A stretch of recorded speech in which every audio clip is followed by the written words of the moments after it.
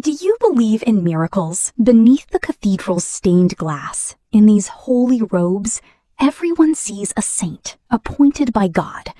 Everyone except Jinx Asto, a rebel, a sinner, a flash of chaos in this suffocating silence. As I spread my arms and the white doves take flight, carrying the fraudulent prophecies my father scripted, she bursts into laughter, wild and full of mockery.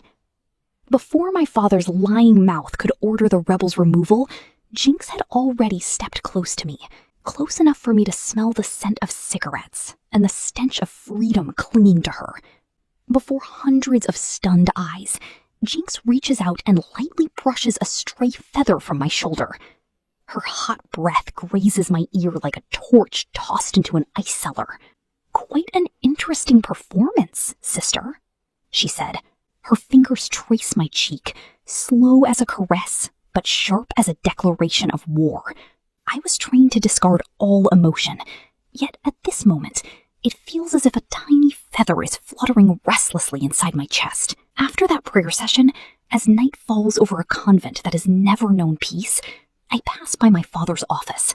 The raspy voices of power and money leak through the door, suffocating my lungs. And I see her again, Jinx Asto, the only daughter of one of New York's 4 wealthiest families. Today, they sent her here in hopes of curing her love for girls. 1 month, that is the deadline for my father to brainwash her, to break a wild mare into a perfect piece of decoration for a high society wedding with the billionaire Miller. I stand frozen in the shadows, watching Jinx being escorted down the hallway. She walks among expressionless nuns with an air of indifference, of nonchalance, as if the judgments of the world outside could never even touch the hem of her clothes. But when those fiery eyes meet mine, my silent world begins to crack. She trips, or perhaps she does it on purpose. In a split second, Jinx's warm body collapses into my arms. Time seems to freeze. I feel her lips graze the skin of my neck, a touch as light as down, yet searing like red-hot embers. The scent of tobacco mingled with mint fills my senses, awakening every instinct I had fought so hard to kill. Jinx whispers, "Hey, Saint, if you're planning to pray for me tonight, remember to dream about that kiss just now. It's not over yet." She is dragged into the shadows, leaving me with a burning face and a heart that, for the first time, knows how to betray the scriptures. Day 3 of the purification. My father stands there, clutching the Bible like a death warrant. He forces Jinx to her knees, demanding she swear to be a normal woman, a straight-edged commodity for the Millers. The nuns bow, their breath trembling. And me? I stand on my pedestal, watching this cruelty with a heart turned to stone.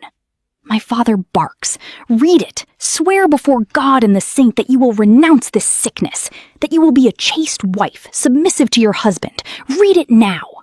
Jinx being defiant and arrogant. "Fine, I'll swear for you.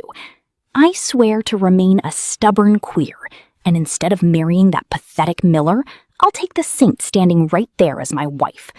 Well, father, doesn't that sound much more divine? My father's rage explodes. He raises his wooden ruler, face twisted at her blasphemy. Jinx stares him down, her eyes burning with contempt. Just as he's about to break her pride, I step down. Not out of pity. I just want this over with so I can return to my routine. "Father, do not stain God's floor for a fool. Your punishment is wasting my prayer time. Take her away. Her presence is ruining the silence I require." He freezes. He worships money, but he needs my saint mask to deceive the world. He cannot defy me in front of the sisters. As they drag Jinx away, a faint breeze carries her soft laughter to me. Jinx whispers, amused, "Cold. I like it. Especially the way you just saved your future husband." I didn't spare her a single glance, but the skin where her breath brushed against me suddenly burned as if scorched. The price for siding with a rebel came quickly. As usual, whenever I defy him, my father resorts to violence. He calls it God's salvation.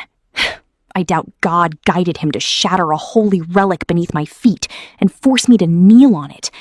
My hands must hold a 5-kilogram silver crucifix high. If they drop even an inch, the shards dig deeper. He stands there, watching the hourglass, muttering the same venomous words I've heard 1,000,000 times. My father screams, "Who do you think you are? A real saint? No, you're just a piece of trash I picked out of the gutter. If you so much as look at that girl Jinx again, I'll throw you back into the shittiest orphanage in this state. Do you understand?" But this time, before he could finish, the ear-splitting sound of glass shattering cut him off. Then, the prolonged hiss of a fire extinguisher. My father shoved me aside, desperate to see what hell was breaking loose right under his nose. White smoke floods the room. Jinx climbs through the smashed window, covered in scratches but still gripping a shard of glass. She lunges toward me, grabbing my wrist, pulling hard. Jinx is out of breath. She commanded, "Drop that damn cross. My car is running at the back gate. I've knocked the guard out. Move now, Evangeline, or you'll die of old age in this pool of blood." I shove her away. Jinx stares at me, confused. She thinks a car is all it takes to escape this world. It's useless. The Millers and the Astos own every cop in this region. You'll drive 10 miles and they'll have you in 5 minutes. You want me to run with you just so we can both rot in a basement? I'm not as delusional as you, Jinx. Jinx is furious. You're not delusional. You're just a coward. You'd rather kneel on broken glass for people to worship you by day than live one day of real freedom. Keep your fake halo. Jinx's footsteps disappear into the smoke. I return to my spot and pick up the cross. She doesn't understand. To kill every emotion and maintain this mask, I've tried to fight back so many times, only to have my will crushed. She has no idea how deep my father's depravity goes. In a month, that arrogant, free look on her face will be ground into dust too. In the days that followed, I tried to act normal, as if that night was nothing but a dream. By day, the convent is a perfect play. I walk through the heavy-laden orange groves, blessing souls hunched over in labor. But Jinx is a jagged ink stain on this pristine white canvas. She wears her habit disheveled, exposing the thorny tattoos on her neck like a challenge. When I stand before her, instead of bowing for a blessing, she stares me down. She licks her lips, whistling a frantic rock tune right in the middle of our prayers. My father trembles with rage, but Jinx only laughs. She is turning his brutal authority into a pathetic joke. But night is when the abyss truly opens. I bring massage oil to her cell, a task father assigned to maintain the merchandise before the wedding. Or perhaps, for me, it's the only excuse to see her without 100 eyes watching. In the dark, Jinx isn't mocking anymore. She is silent, deep, and dangerous as a predator. I lean down to set the oil beside her, but Jinx catches my hand. She pulls me into the shadows of the cold stone wall, where the lamplight cannot reach. The heat from her body invades me, shattering the ice I spent 10 years freezing over. Look at me, Saint Eva. Stop looking at the scriptures inside your head. Did you bring this oil to heal me or to touch me? You're shaking, and I know you're counting every minute until you can step into this dark room. I shove her away, stammering hollow denials about faith and sin. But back in my solitary room, a terrifying truth hits me. I'm no longer afraid of the dark. I've begun to crave it. I crave the way Jinx looks through this nun's habit to touch the real person screaming inside of me. I tried to bury those strange thoughts, tried to behave as I had for 20 years, until one night.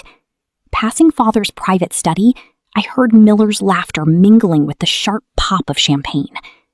They were discussing a bargain, and Jinx was the product. Miller wants all the shares of the Asto family business, and my father wants a donation large enough to build 10 more bell towers. The price? Jinx's eternal freedom. Miller's voice is full of contempt. I don't need that sick little freak as a wife. She's only worth something as a walking asset. After the wedding, I'll lock her away at my private estate, Let her scream at the four walls. As for the prophecy at the ceremony, make sure your daughter makes it clear. Jinx must sign over all assets to me right at the altar for our families to prosper. You got that? I rushed back to my room, my mind racing through everything I just heard. If I did nothing, I would become the one to snap her wings of freedom, to offer her up as a sacrifice to the wolves. This habit I wear felt as heavy as iron armor, crushing my lungs. Before I even realized what I was doing, my hand had already unlocked the iron door. I was back in Jinx's cell. She looked at me, her gaze still as sharp and glistening as the first moment we met. Back to see your patient one last time? Or does my little fake wife want to say goodbye before sending me off to my wedding? Look at you, Saint Eva. You're crying. So the stone statue knows how to bleed tears after all? Please, run away with me. Jinx froze, her face etched with disbelief. It made sense. Even I couldn't believe the madness I had just uttered. I used the last of my authority as a saint to dismiss the guarding nuns. Instead of heading toward the pulpit, I took Jinx's hand and ran toward the only faint light outside the church.